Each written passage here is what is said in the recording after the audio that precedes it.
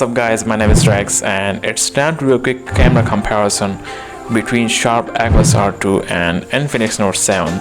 Both phones cost almost the same price. Infinix Note 7 has a price point of Rs 26,000 for 6GB 128GB variant, and Aquos R2 costs around 20,000 with only one variant 464.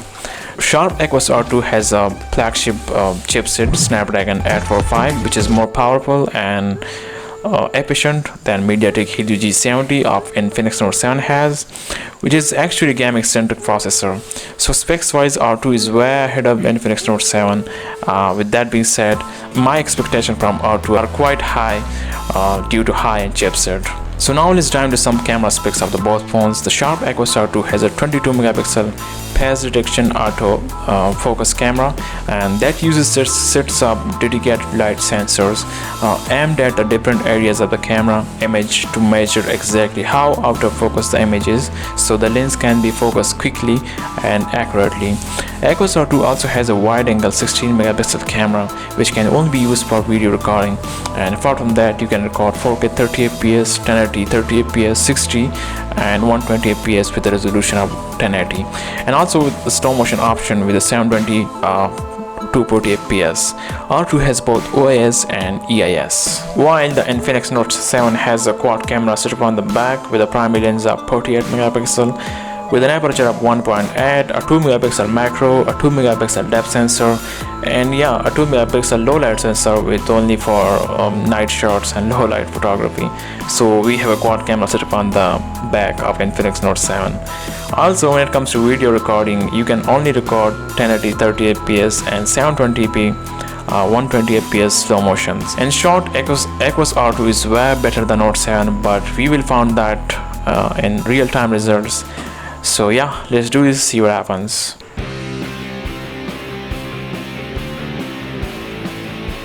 When it comes to daylight shots, both phones looks quite similar to me, but Infinix Note 7 has more crispy and better color production, while Aquos R2 images are on the cooler side. Color tones are quite cooler to me with not much amount of detail and clarity as Infinix has, and also background and foreground separation in Infinix Note 7 looks fantastic to me. One more thing R2 suffers are color production and clarity, which looks so dull and pale to me. One more thing Infinix Note 7 really dominating is actually the 48MP mode, which really crushes the R2 here, and Note 7 has an advantage of having 48MP sensor. So from my point of view, Note 7 provides much more detail and clearer photos, while R2 really suffers in image processing and software optimization. Even having the Snapdragon 845, it crushed by the Note 7, which is sad to see a flagship phone not having the good camera.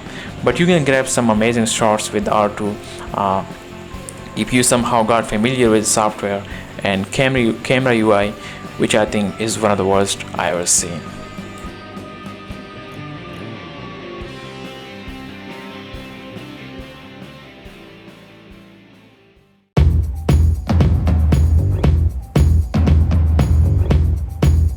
Both phones have option for bokeh and background blur. Infinix Note 7 uses a 2 megapixel dedicated depth sensor for that, while R2 does not have any separate camera for it and uses some software method for background blurs. Here again, Note 7 completely dominating the Aquos R2 with this accurate and natural background blur, and Aquos R2 really struggles with it and provides some bad out of focus results, which does not seem good. So again, if you love background blurs and bokeh effects, then you should really consider the Infinix Note 7, not R2.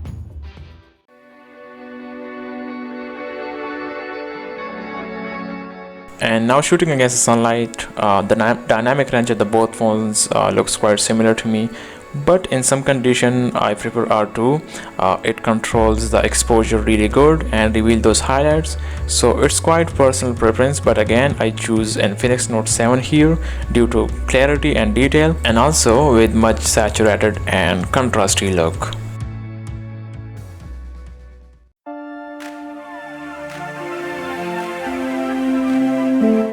When it comes to video quality, the video quality of both phones looks too similar when you are shooting in 1080 resolution. In fact, Note 7 is better in 1080 resolution, and R2 can record 4K and it is much detailed and clear as compared to Note 7. But in 1080p resolutions, Note 7 also rocks. And 1080 video on Aquos R2 is one of the worst, so I prefer to choose 4K when you are shooting on Aquos R2. I don't know why R2 has such a worst camera, being a flagship phone. I'm really surprised to see the 1080p resolution looks so trash, and also 4K is not crisp as other phones in this price segment.